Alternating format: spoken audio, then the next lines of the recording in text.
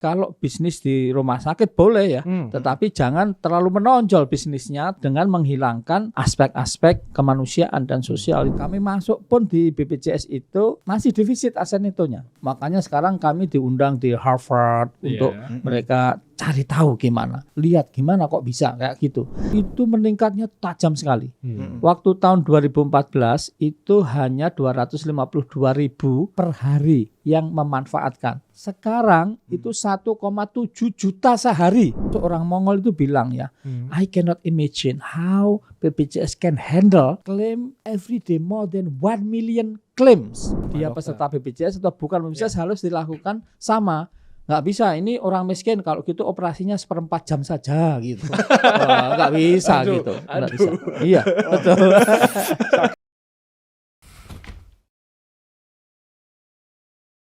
Profesor Ali Gufron Mukti, Direktur Utama BPJS Kesehatan. Selamat datang di Podcast Merdeka.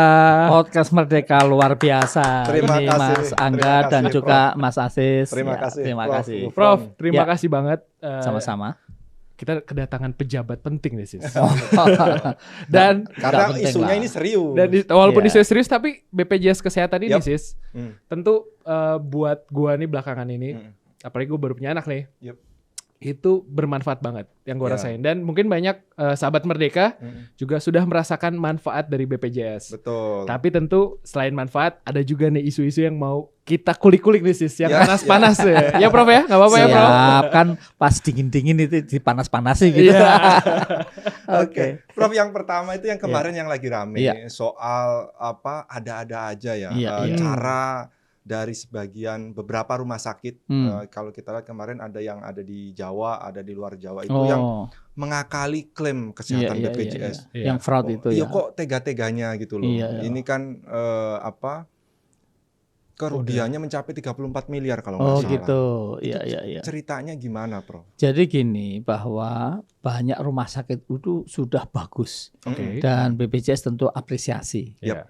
Tetapi masih aja ada oknum Nah, ya yang memang untuk mencari keuntungan yang lebih atau apa gitu, lalu dia entah melakukan sesuatu yang sebetulnya tidak seharusnya dilakukan. Seperti fraud itu. Intinya adalah menguntungkan dirinya atau rumah sakitnya tanpa sesuai dengan peraturan perundangan yang berlaku gitu. Intinya seperti itu. Nah, ada yang diantaranya itu mengeklaim yang pasiennya nggak ada. Gitu. Pasiennya nggak ada. Nggak ada. Dia klaim. ada. Dia buat ada, diisi sendiri kayak Waduh. gitu. Prof. Tapi sekali lagi Iya, tidak iya. semua rumah sakit seperti Iya, itu. iya. BPJS sangat menghargai rumah sakit, tapi ada oknum rumah sakit yang kita upayakan sedemikian rupa sehingga tidak terjadi lagi lah ke depan gitu. Tapi gini Prof, Ya. ini kan rumah sakit ya. Ya. Ya sebuah bisnis industri kesehatan. Iya. Tentu kan kayaknya karena kita juga pengguna BPJS nih sih. Ya. Kita bayar iuran, tentu Ya. kan ada duit kita diambil nih sih. Iya. Prof, kayaknya kok tega banget sih. Ini antara memang rumah sakitnya Iya. atau memang ada peran dokternya nih, Prof? Iya, enggak, kalau dokter umumnya ya itu sebetulnya ya ada jiwa sosial, jiwa kemanusiaan, ingin menolong. Iya. Tetapi memang sekarang ini ada rumah sakit, ada modal, ada pemilik Iya. gitu yang sifatnya itu bisnis. Iya. Padahal di kesehatan itu sekali lagi tidak lepas dari panggilan kemanusiaan, panggilan untuk sosial ya. Nah, jadi kalau bisnis di rumah sakit boleh ya, tetapi jangan terlalu menonjol bisnisnya tanpa Oke. menghilangkan dengan menghilangkan aspek-aspek kemanusiaan dan sosial. Itu nggak bagus kalau menghilangkan, apalagi ketegaan sampai Iya dong. manipulasi, melanggar, bahkan membuat satu klaim yang fiktif. Iya. Nah, itu harus dihindari. Ya karena saya sebagai masyarakat juga nih Ya. Prof. Kan ada uang iuran saya Prof di Betul. situ. Iya. Terus kok ada rumah sakit yang tega? Ya. Bahkan angkanya di 2020 BPJS menyebut potensi kerugiannya mencapai 2,2 triliun. Itu gede banget, Prof. Iya. Akibat kecurangan ya? Iya, itu istilahnya potensi ya. Iya, potensi. Tetapi yang kita temukan itu waktu itu ya sekitar 34 miliar ya. 30 itu yang Iya. baru-baru terakhir. Iya, terakhir itu ada sekitar 3 rumah sakit lah gitu. Tetapi tentu BPJS itu mengupayakan sedemikian rupa untuk rumah sakit itu bisa bekerja sebaik-baiknya, maka kita melakukan credentialing. Sebetulnya sudah ada akreditasi ya, tetapi bagi BPJS masih belum cukup. Lakukan lagi namanya credentialing, dicek mengenai katakanlah kesanggupan termasuk janji pelayanan, melayani dengan hati, melayani tanpa ribet, yaitu mudah, cepat dan setara. Sebetulnya begitu. Dan harus jujur. Harus jujur, ya harus setara jujur, itu tidak mendiskriminasi, gitu. Kebetulan saya dulu dekan di Fakultas Kedokteran dan ketua dekan-dekan kedokteran seluruh Indonesia, itu kita selalu menyumpah calon dokter tidak membeda-bedakan pelayanan berdasarkan suku, agama ataupun status sosial ekonomi. Dia peserta BPJS atau bukan BPJS harus dilakukan sama. Nggak bisa, ini orang miskin kalau gitu operasinya 1/4 jam saja gitu. Nggak bisa gitu. Nggak bisa. Iya, betul. Sakit dibeda-bedain. Iya, nggak bisa. Orang sakit udah 15 menit aja ini BPJS. Nggak bisa begitu. Nggak bisa. Sesuai dengan prosedurnya. Semuanya ada SOP-nya. Iya, ada SOP-nya. Standar operating prosedurnya. Nah, itu ada standar istilahnya clinical guidelines, dari petunjuk klinisnya itu kalau ini seperti ini, obatnya seperti ini, kalau operasi seperti ini. Ya, Prof Gufron kan sebagai mantan wakil Menteri Kesehatan 2011-2014 tentu sudah paham betul lah soal kinerja dokter di Indonesia tuh tentu niatnya baik. Tapi ternyata rumah sakitnya nih yang masih ada yang nakal nih ya Prof. Iya, ada oknum itu ya. Nah, gitu. Oke, Prof, saya lanjut soal BPJS juga disorot mengenai defisit anggaran. Ini Prof, penyebabnya apa? Padahal kalau kita lihat peserta jumlah peserta BPJS itu kan kalau nggak salah ada 277 juta lebih sekarang. Nambah berarti anggarannya. Iya, bahkan untuk 1,5 bulan yang lalu BPJS didatangi Presiden ISA. Apa ISA? ISA International Social Security Association. Presidennya datang memberikan penghargaan Indonesia telah mencapai USC, Universal Health Coverage, yang pesertanya sudah 98% lebih.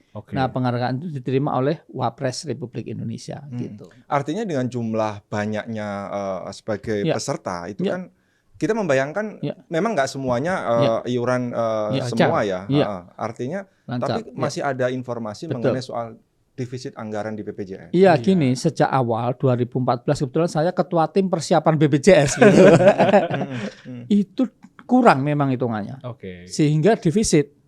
Waktu defisit, nah kami masuk pun di BPJS itu masih defisit aset netonya. Aduh, berat sekali Prof. Iya, ini makanya sekarang kami diundang di Harvard untuk mereka cari tahu gimana. Di Johns Hopkins, di Oxford dan segala macam, termasuk berbagai negara ya, dari Amerika, Inggris, dari RRC ini sudah kirim surat ya, dari Jepang, Malaysia datang ke BPJS tuh, lihat gimana kok bisa kayak gitu. Jadi memang sejak awal hitungannya memang kurang. Waktu kami defisit, kemudian cash flow sudah mulai positif. Tahun 2021 tahun pertama kami bekerja, ya kita bersyukur jadi positif gitu. Dan ini lembaga BPJS itu yang lembaga publik yang not for profit memang. Tapi tidak boleh defisit. Kalau defisit bayar ke rumah sakit telat, kurang, rumah sakit teriak-teriak membeda-bedain. Karena saya nggak dibayar terus bayar kurang atau telat atau apa segala macam. Nasib kita nih, Prof, rakyat nih. Betul, makanya sekarang sudah sangat berubah. Ini yang harus diketahui. Kenapa? Karena kami kalau mau rumah sakit dulu, mohon maaf, tidak tertarik kerjasama dengan BPJS. Ya. Bukan dulu. Hal yang menarik. Ini dulu yang menarik. Sekarang pada antri untuk kerjasama gitu. Termasuk rumah sakit swasta. 66% dari seluruh rumah sakit yang bekerja sama dengan BPJS itu adalah rumah sakit swasta. Gitu. Dan rumah sakit swasta itu ada dua, yang berorientasi profit memang, sama rumah sakit keagamaan, yang sosial kayak gitu ya. Gitu. Artinya itu sudah jadi hal yang menarik nih. Iya.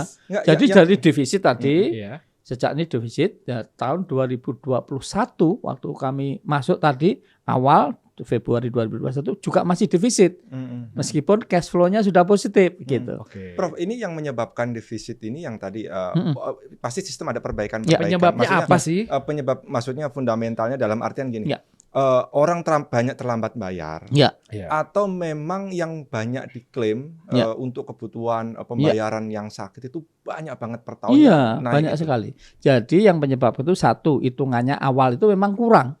Jadi unit cost-nya itu kurang. Uang yang masuk sama yang keluar. Uang yang masuk yang kurang banyak yang keluar gitu. Kalau rumah tangga kan gitu. Itu yang pertama. Yang kedua, waktu kami di BPJS ini utilisasi atau pemanfaatan pelayanan itu meningkatnya tajam sekali. Waktu tahun 2014 itu hanya 252.000 per hari yang memanfaatkan atau pemanfaatan tuh yang datang ke rumah sakit itu 252.000. Tahun kapan tuh, Prof? Itu tahun 2014. Sekarang itu 1,7 juta sehari. Wow. Pengguna BPJS. Penggunaan BPJS. Per hari. Per hari. Per hari, sehari itu. Wow. Iya, setahun 606 juta lebih. Udah kayak penumpang KRL ya. Lebih lah. KRL Jabodetabek ya. Iya. Itu sehari. Iya. Saya lagi mikir membayangkan bayarnya gimana itu. Iya. Ini justru banyak negara pada datang heran. Gimana cara membayangkan itu? Termasuk orang Mongol itu bilang ya, I cannot imagine how BPJS can handle claim every day more than 1 million claims. Gitu. Setiap hari lebih dari 1 juta klaim, 1,7 juta transaksi dan semuanya di-capture oleh BPJS. Termasuk BPJS ini luar biasanya sekarang bisa mengetahui perilaku seluruh rumah sakit dan klinik seluruh Indonesia yang kerjasama. Tidak hanya itu, kita tahu setiap hari dokter A ya di mana prakteknya operasi berapa kali, tahu. Wow. Itu berjalan dan bisa dimonitor. Real time. Jadi real waktunya bisa dimonitor. Ini BPJS tahu, tapi banyak rumah sakit dan dokter tidak tahu. Dan masyarakat juga tidak tahu. Saya juga baru tahu. Bro. Jadi ketahuan dong sekarang. Makanya belum tahu. Nah, karena belum tahu kita ciptakan lagu belum tahu. Nah, ada di YouTube ada. Nah, nanti bisa di-setelkan juga boleh. Prof suruh nyanyi gitu. Oh, jangan nyanyi tapi ya bisa ada. Prof, kembali ke soal anggaran soal 1 juta klaim ini. 1,7 juta ya. 1,7 juta. Wow. Kalau 1 juta tadi orang dari Mongol itu dia bilang ini herannya mereka itu banyak pengen belajar juga atau apa? Pengen belajar, banyak pengen tahu lah sistem gimana. Kesehatan di kita. Bukan sistem kesehatannya, BPJS-nya. BPJS-nya. Nah, sistem kesehatan ada dua. Satu, bagaimana sebetulnya delivery of care, cara memberikan pelayanan dokternya, rumah sakitnya, obatnya segala macam. Yang kedua itu adalah head financing-nya, bagaimana pembiayaannya itu. Nah, BPJS itu membiayai tapi tidak semua. BPJS itu membiayai yang UKP. UKP itu upaya kesehatan perorangan. Ini lebih canggih lagi tapi ya harus kita kenalkan dikit-dikit gitu ya. Upaya kesehatan perorangan itu apa? Upaya kesehatan yang menjadi tanggung jawab pribadi yang umumnya itu tidak menular. Kalau tuberkulosis ya itu kita juara 2 dunia. Tapi itu tuberkulosis ya. Yang meninggal karena TB lebih banyak daripada karena COVID. Karena COVID itu seluruh komponen anak bangsa, TNI, Polri, semuanya ikut terlibat, TBC tidak. Padahal yang meninggal lebih banyak TBC. Tapi TBC ini karena menular, ya, karena itu bukan UKP. Makanya bukan tanggung jawab BPJS. Tapi BPJS-nya paling tidak dirutnya mantan di Wakil Menkes dan PLT Menteri Kesehatan ikut akhirnya kalau kita bantu gitu. Karena kalau tidak sulit nanti penyelesaiannya gitu. Dengan strategic purchasing. Apa itu strategic purchasing? Cara membayar kepada pelayanan itu pakai strategi tertentu gitu. Prof, kalau untuk persentase jumlah yang tidak patuh bayar, terutama untuk peserta yang bayar itu persentasenya dari tahun ke tahun naik atau turun, Prof? Memang naik ya, ada karena kesulitan, ada dua ya, yang disebut dengan ability to pay, kemampuan membayar, dan willingness to pay atau kemauan membayar. Nah, masyarakat kita sekarang ini banyak juga yang ability to pay, kemampuan membayarnya itu berat gitu. Yang kedua willingness, kemauan itu juga berat. Contoh, mohon maaf ya, kalau merokok merusak dirinya, kesehatannya, itu habis 500.000 sebulan masih mampu. Kalau bayar untuk menjaga kesehatan, bayar BPJS 42.000 berat. Prof kesini Prof ini biar. Kebetulan saya dibayarin kantor Prof. Bagus sekali kantor, tapi bukan soal bayar kantor, tapi kemauannya. Betul. Coba kalau kita mau ngerokok aja yang merusak itu mau loh bayar 500.000 sebulan. Ya. Minimal gini saya lah. Tahu. Buat sahabat Merdeka yang memang merokok ya. Sengaja juga mempersiapkan lah minimal bayar BPJS gitu. Iya. Masuk merokok kuat gitu, Mas Angga tadi bilang gitu ya. Kalau aduh saya udah mulai di pojokan nih. Oh, bukan memojokkan enggak. Saya enggak memojokkan. Cuma kalau insaf ya lebih bagus gitu. Oke, Prof, lanjut ke soal ada isu juga ya, karena saya membayangkan 1,7 juta klaim kesehatan sehari ya. Per bulan jadi berapa ya? Ya lebih lah. Nanti biar dihitung sendiri. Artinya ini nanti secara sistem pembayaran ke rumah sakit itu gimana ya? Karena isu soal klaim keterlambatan ke rumah sakit kan sempat rame. Itu dulu lagi. Dulu. Itu istilahnya ketua tim persiapan BPJS-nya belum ikut terlibat gitu. Oke. Foundernya belum turun tangan belum gitu ikut terlibat.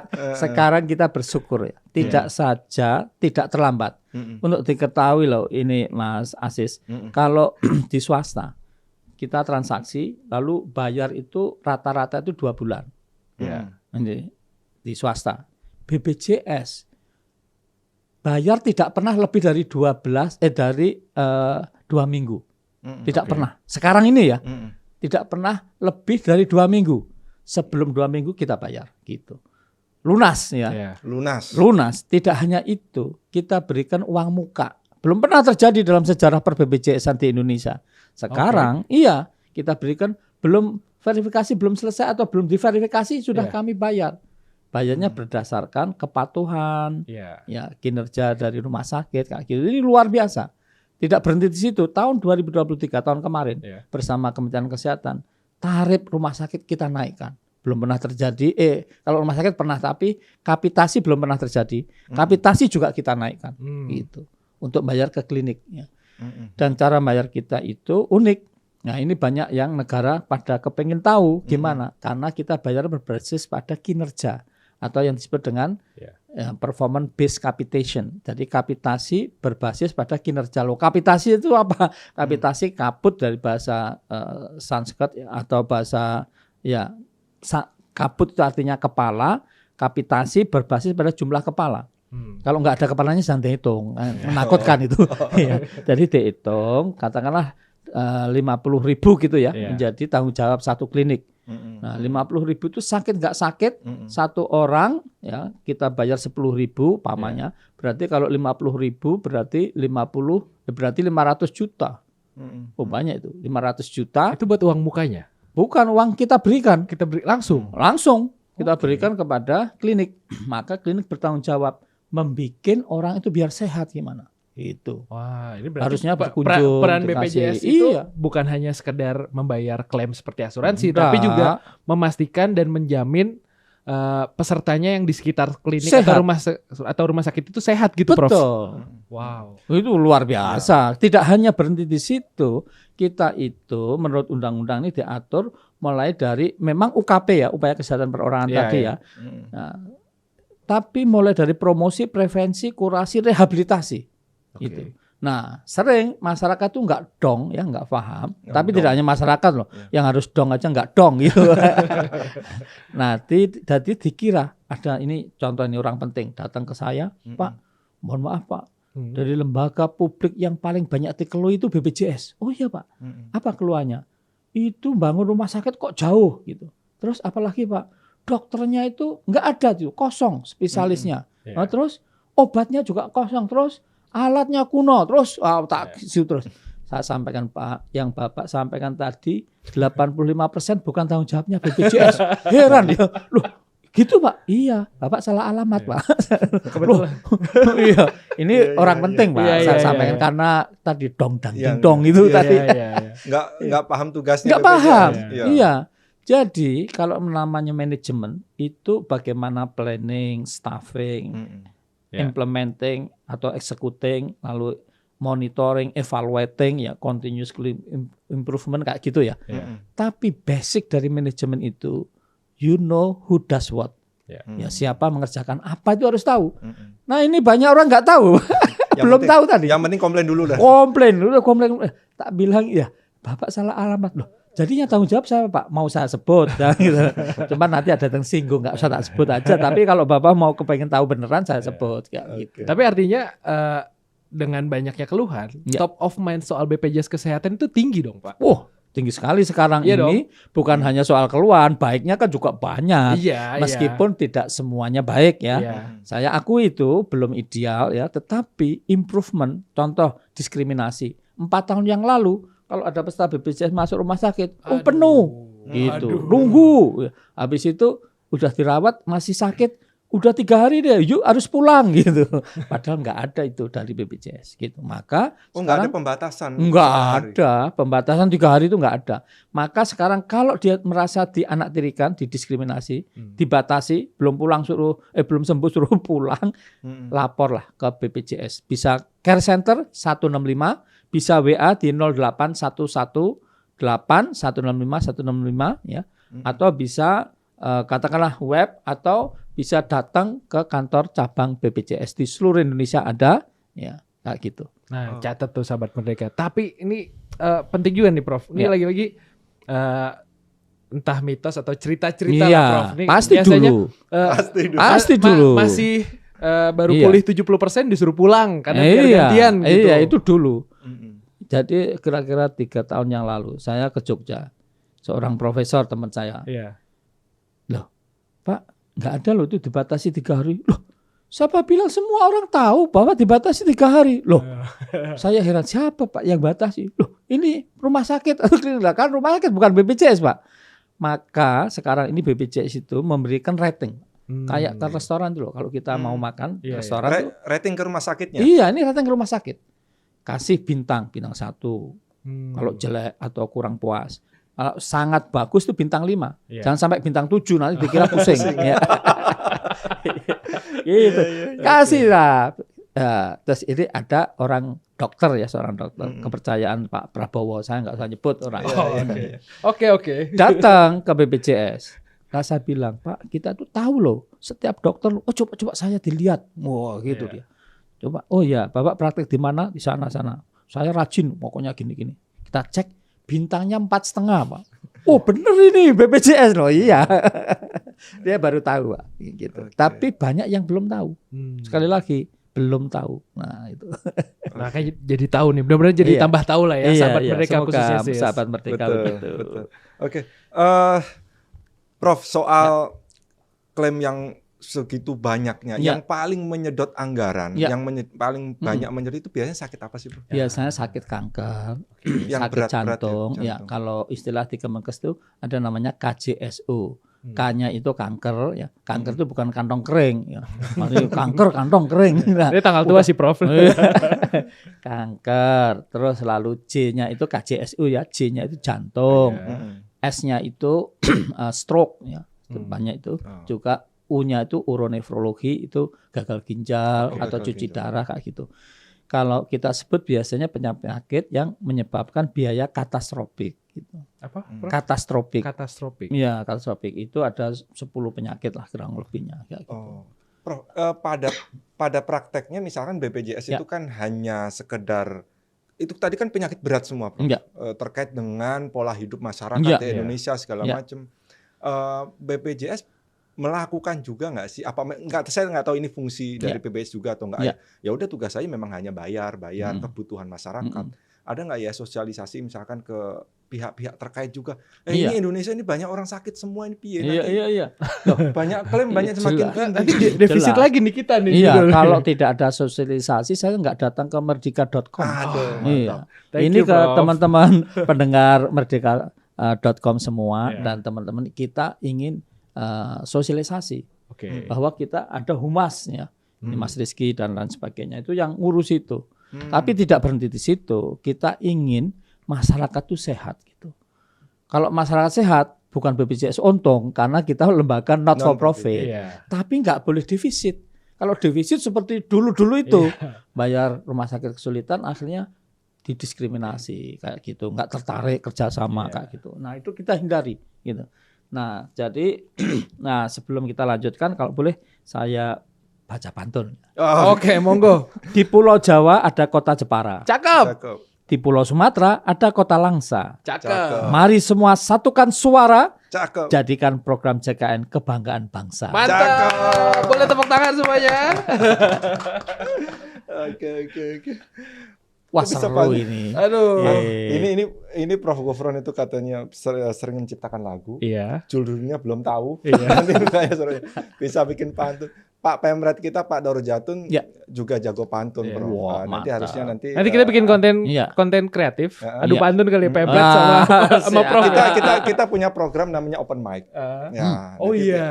Nanti Prof bisa hadir tuh di open mic. Bisa berpantun ria di situ. Iya, siap. Oke, Prof, saya lanjut soal masih seputar iuran BPJS tadi. Saya mau mengeksplor lagi.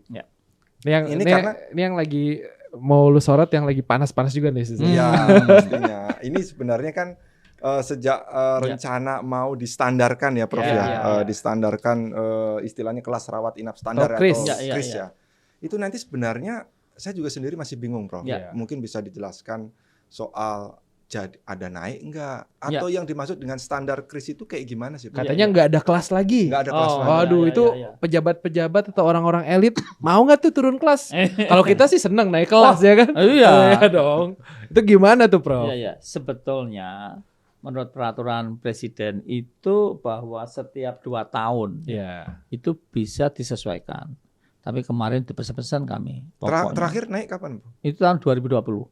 Jadi 4 tahun ya? Iya, sudah 4 tahun. Jadi harusnya sudah 2 kali naik nih. Ini udah dipesan sama Presiden Jokowi nih. Iya, pokoknya sebelum sampai 2024 jangan naik ya. Gitu. Pokoknya kalau sebelum pemilu jangan naik. Kalau sesudah sih nggak apa-apa. Gitu. Tapi nggak ngomong gitu loh ya, nggak ngomong nggak apa-apa, bukan. Tapi yang jelas itu bahwa kan ada inflasi, ada harga apa, maka disesuaikan kayak gitu. Nah, ini sudah 4 tahun tidak disesuaikan. Jadi lalu diaturlah namanya Perpres 59. Betul. Nah, itu belum terlalu lama juga. Yang intinya dengan sebetulnya banyak yang dibahas di Perpres 59 tuh, termasuk mengenai KDK itu katakanlah kebutuhan dasar kesehatan, ada masalah bagaimana orang kalau menunggak kena denda itu jangan sampai beberapa kali kena denda, sekali aja dalam 45 hari kayak gitu. Dan lain-lain lah. Tapi yang memang menarik itu KRIS tadi. Sampai akhirnya terpaksa kami banyak yang nanya kan, kami bikinkan lagu namanya KRIS gitu. Ada apa dengan KRIS? Nah, itu ada di YouTube. Nanti bisa ada dengar lagu Ada Apa Dengan KRIS gitu. Bukan vokalis Jamrut, bukan kan? Bukan. Ini terinspirasi Peter Pan kayaknya. Iya. Ada apa denganmu? Ada apa dengan KRIS? Iya, dengan KRIS itu. Lalu dijelaskan memang belum ada standarisasi. Ya, maka distandarisasi tapi bukan kelasnya dihapus karena satu kata pun di situ tidak ada kelas dihapus. Tapi dihapus tidak dihapus dan lain sebagainya nanti akan dievaluasi. Oleh siapa? Kementerian Kesehatan. Tentu akan mengajak DJSN, mengajak BPJS. Nah, dengan satu tarikan napas nanti ya maksimum Juni 30 2025. Ya, itu akan disesuaikan iurannya, tarifnya dan manfaatnya atau benefit package-nya itu gitu. Tapi sebelum ke situ sampai sekarang dan ya itu tetap semuanya sama. Jadi tidak perlu semuanya seperti biasanya gitu. Cara nangkapnya langsungnya itu standarnya itu dari mananya, Prof? Iya, Prof. Karena standarnya kan nanti juknisnya ini nih, Prof, yang agak belum selesai. Perlu digarap. Jangan ditanyain dulu. Kita udah desak-desak aja nih. Iya, tapi yang jelas sekarang ini seperti biasa. Sampai maksimum 30 Juni 2025. Berarti 30 Juni 2025 kira-kira akan ada penyesuaian lagi nih, Prof. Iya, atau sebelum itulah ya. Ya, siap-siap lah, Prof. Banyak protes ya nanti ya. Iya. Jadi formulasinya sebenarnya masih terus digodok sampai nanti Juni nanti 2025. Iya, awalnya kan disampaikan dihapus kelasnya, nggak ada lagi kelas. Lah, karena istilah yang standar itu tadi. Iya, gimana masa orang suruh turun, manfaatnya dikurangi, turun, terus iuran suruh naik, apa nggak berat, Pak? Oke. Kalau nanti untuk iuran itu untuk kelas-kelas juga masih ada, Prof? Justru itu kan nanti menunggu tanggal mainnya, akan dievaluasi, gitu. Seperti satu tarikan napas, iurannya itu berapa? Paket manfaatnya seperti apa? 1 kelas, 2 kelas, 3 kelas atau apa sih yang jelas sampai sekarang ini asal ada indikasi medis, itu dijamin gitu. Nah, kalau ke depan pakai cost sharing, sekali ke rumah sakit ya mesti iuran atau bayar 10.000, 20.000 mungkin ya. Ini semua nanti dievaluasi. Masih digodok. Belum masih digodok. Jadi belum, kalau ditanya tadi, nanti tunggu tanggal mainnya kan gitu. Nanti malah belum sempurna, kontroversi malah. Iya. Tapi sih kalau buat saya sih Prof, ya walaupun nanti ada penyesuaian, yang paling penting adalah pelayanan tidak dibeda-bedakan. Karena Prof juga tahu lah 4 tahun lalu, 5 tahun lalu peserta BPJS di basement, bro. Iya. Antrinya ya kan? Betul. Ya itu fakta loh. Tidak hanya itu, ada sebuah rumah sakit. Ini oknum ya. Iya. Kebanyakan rumah sakit sih sudah bagus lah. Ini saya harus ngulang-ulang ini. Karena digeneralisir sukanya. Ada rumah sakit itu pasien BPJS di basement. Di situ nggak ada AC-nya. Iya. Jadi panas, bisa bayangkan. Iya. Sementara yang bayar sendiri atau yang pakai apa pribadi gitu AC terus tidak di basement. Iya. Dipanggilnya nyonya tuan, kalau di BPJS teriak lagi. Iya, teriak lagi. Bapak Hasis. Kacau itu. itu dulu lah ya, sekarang ini dulu ya. Sekarang udah antri rapi, Bro. Iya, walaupun antriannya agak panjang. Tapi untuk diketahui, bukan BPJS pun juga antri loh. Mana yang bukan BPJS nggak antri? Karena memang banyaknya yang karena memang dokternya juga terbatas gitu. Nah, kembali lagi ke cerita rumah sakit tadi yang di basement. Saya bilang ke Bu Trija Palkes, itu salah satu direktur di BPJS, Bu, ngasih tahu dalam 2 bulan kalau tidak ada perubahan didiskriminasi kayak gini, dibedakan kayak situ, maka kita harus putus kontrak dengan rumah sakit. Dengan rumah sakit. Oke. Dalam 2 bulan rumah sakit berubah. Jadi tidak diskriminasi. Terus saya datang sendiri. Saya tanya kayak gini, wah pasiennya juga happy, rumah sakitnya happy, semua jadi happy. Dulu enggak gitu. Iya. Gitu. Ya itu sih Prof, maksudnya kalau buat saya pribadi, mungkin sahabat Merdeka juga beda lah ya pandangannya. Tapi ketika memang nanti ada penyesuaian, tapi fasilitasnya tetap atau paling enggak ya kalau tahun depan meningkat lah gitu. Jadi kitanya juga ngerasa bahwa BPJS ini pendamping kita gitu loh. Prof. Betul. BPJS itu hadir sebetulnya karena asimetri informasi antara dokter kesehatan, non kesehatan. Meskipun profesor pun, apalagi bukan profesor itu dengan dokter tentang pengetahuan kesehatannya pasti tidak seimbang. Dokter pasti lebih tahu. Pamannya, sakit boyok nih, bapak sakit boyok. Iya, kalau HNP kalau bahasa Inggris bahasa kedokterannya. Tapi kalau bahasa awam kan enggak boyok. Apa sih, rematik? Rematik atau sakit pinggang gitu. Prof, saya mau tanya agak sedikit filosofis ketika Prof Gufron. Boleh diminum dulu? Iya, sambil minum, Prof. Mantap ini. Gini, Prof, sejak di BPJS Kesehatan, ini kan sebenarnya konsep mulia. Luar biasa. Betul, konsep gotong royong. Nah, dengan gotong royong semua tertolong. Betul, memaknai BPJS Kesehatan ini kayak gimana sih? Iya, jadi begini. Coba cari nilai filosofi bahkan kebangsaan kita. Pancasila ataupun nilai-nilai leluhur kita. Gotong royong yang bisa berjalan dinikmati oleh ratusan juta penduduk Indonesia. Apa itu? Coba cari. Selain JKN ini. Apa ya? Iya, BPJS. Sulit. Ini sudah jadi, jangan dirubah-rubah. Orang baru datang, mentang-mentang punya apa gitu. Tiba-tiba mau merubah. Wah, ini agak kacau. Ini harus lihat dulu lah filosofinya apa. Kayak gitu. Ini luar biasa luhurnya. Dan kalau kita tanya dari reformasi 98 korban banyak itu yang kemudian bisa dirasakan. Ini termasuk menurut saya JKN itu hadir tahun 2014 yang 3 presiden ya, mulai Bu Mega tanda tangan SJSN, kemudian Pak SBY itu Januari 2014 dan sebelum itu Undang-Undang Nomor 24 tahun 2011, lalu Pak Jokowi dengan KIS-nya ya dan sampai sekarang. Jadi semuanya itu berperan ya. Dan masyarakat kita ratusan juta merasakan, tidak hanya masyarakat kita, kebanggaan dunia.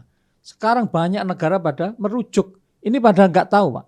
Kami sampai diundang sekali lagi di Harvard. Itu nggak sembarangan. Bukan kelas UI, ya meskipun UI itu bagus ya. Tapi ini jauh lebih bagus gitu ya. Kelas dunianya lah, ada ranking namanya Times Higher Education. Itu ya ini kita BPJS itu diundang di Oxford, suruh mereka belajar, suruh kita kasih kuliah ya. Di John Hopkins ya. John Hopkins itu mengaklaim dirinya sebagai universitas public health terbaik sedunia gitu. Nah itu BPJS diundang Pak. Suruh gimana? Sebentar lagi ya ini ke Malaysia, Kementerian Kesehatannya Pak. Ya juga belajar ke BPJS. BPJS. Mereka datang. Tapi kalau yang bulan ini, akhir bulan ini kita yang diundang ke sana, dibayar di sana Pak. Dibeliin tiket. Iya. Tidak hanya tapi itu walaupun ke Jepang dan lain sebagainya. Dubes Malaysia tuh kan lagi ramai itu. Ayo berobat ke Malaysia. Nah, lebih murah. Itu menarik itu. Tadi kan ada tugas yang namanya supply side, Pak. Itu mengenai dokternya, rumah sakitnya. Itu bukan tanggung jawab BPJS. Nah, suatu ketika presiden tuh manggil saya. Aku tanya, Pak Dirut, itu kelas 3 kok antri panjang kayak gitu gimana? Dipanggil sama Presiden Jokowi? Iya. Oke. Saya sampaikan Pak Presiden, itu bukan tanggung jawabnya BPJS. Tapi kalau BPJS dikasih otoritas untuk menyelesaikan itu nggak sampai setahun Pak. Kita selesaiin. Gitu? Iya. Gimana caranya? Gini Pak, tolong bikin kewenangan, aturan yang memberikan otoritas kami untuk pakai uang 5 triliun. Uangnya BPJS lebih dari itu, jauh ya. 5 triliun itu nanti rumah sakit yang di daerah, ya, di mana 70% uang daerah APBD itu udah bayar gaji Pak. Tinggal kapasitas fiskalnya itu mungkin tinggal sedikit ya. 30% itu untuk pembangunan, untuk macam-macam. Di banyak tempat malah kurang dari itu. Gitu. Itu kalau ada uang. Kalau ada uang mau memperbaiki rumah sakit itu, ya mesti harus disetujui DPRD. Nah ini nggak usah gitu Pak. Uang kami aja, kami berikan 20 miliar kepada rumah sakit di daerah. Untuk apa? Untuk beli sofa, untuk datangkan dokter, untuk macam-macam gitu. Nah nanti klaim sebulan, kan klaim katakanlah 5 miliar, kami potong 2 miliar. Jadi kita potong 3 miliar. Jadi nggak perlu rapat DPRD, persetujuan DPRD, dia nggak perlu tahu. Pokoknya ngertinya itu seperti biasa beli alat, beli macam-macam gitu, terus dilonggarkan, jadi tidak antri lagi. Nah, nanti klaim sebulan 2 miliar ya kami potong. Nah, 10 bulan nggak sampai setahun, sudah 20 miliar, uang sudah kembali. Sudah lunas ya. Sudah lunas gitu. Wah, jadi gitu ya? Iya. BPJS punya duit ya? Nah, maksudnya ya punya Pak, tinggal mana kewenangannya yang belum punya. Kita kan nggak mau Pak melanggar aturan gitu. Nah, dengan kebijakan itulah akhirnya di daerah juga makin berminat dengan BPJS tersebut. Yang jelas ya, tapi itu belum Pak. Belum. Karena terus Pak, ya saya ada orang penting lah, datang ke saya, Pak, katanya BPJS punya uang. Kok gitu malah? Yang diambil malah poin itu. Uangnya putih. Ini harusnya mau menyelesaikan itu kan gitu. Ya, tapi itu udah terlaksana belum Pak? Belum. Mudah-mudahan nanti. Tapi sekarang ini ya. Pak Presiden beberapa kali itu datang ke ngecek Pak ke rumah sakit, dan waktu itu tanpa kasih tahu lah. Bulan lalu kalau nggak salah lagi sering-seringnya ke rumah sakit ya. Rumah sakit cek udah bagus. Rata-rata itu yang dicek bagus. Saya nggak tahu diarahkan atau apa, biasanya enggak lah ya. Itu cek itu udah bagus, BPJS bagus. Gitu. Bahkan beliau itu waktu nanti dicek ya di Google atau di YouTube ada JKN atau BPJS, Presiden, terus Obama. Presiden Jokowi itu Obama 2 kali telepon. ke Pak Jokowi, gimana kok BPJS bisa bagus gitu. Sampai batuk-batuk Prof. Iya. Saking minum dulu. Iya, karena begitu semangatnya. Iya. Prof, terakhir nih Prof. Iya. Terobosan, solusi di BPJS Kesehatan kok bisa nemu begitu? Sering merenung atau gimana, Bro? Nah, bengong kalau misalnya sekarang tuh bengongnya katanya di minimarket nih bapak-bapak buat merenungi nasibnya gitu. Kalau ini Prof biasanya. Kalau Prof gimana nih? Jadi waktu saya dari Dirjen Dikti, itu kami punya program namanya Merenunglah Kami Bayar. Waduh, dosen-dosen pada merenung. Apalagi sih Prof, ini Prof. Iya. Ajaib banget tuh idenya. Memang merenung. Iya. Terus sebentar. Kalau cuma merenung nggak saya bayar. Merenung yang ada hasilnya. Mana hasilnya? Terobosannya, inovasinya, kayak gitu. Maka sekarang ini di BPJS Pak, tiada hari tanpa inovasi. Kalau datang ke kantor BPJS, hampir seluruh kantor di Indonesia, paling tidak di pusat dulu, itu ada namanya Innovation Park. Bahkan kita punya jurnal Pak. Masa ada kayak BUMN aja mana yang punya jurnal? Sebut. Ini lembaga, bukan perguruan tinggi loh ya, tapi punya jurnal. Gitu. Okay. Siap, Prof. Ali Gufron, terima kasih sudah hadir di podcast Merdeka. Semoga banyak cerita dan pengetahuannya nih buat sahabat Merdeka lebih terang lagi soal BPJS. Gitu, Betul sekali. Terima kasih Mas Angga dan Mas Aziz.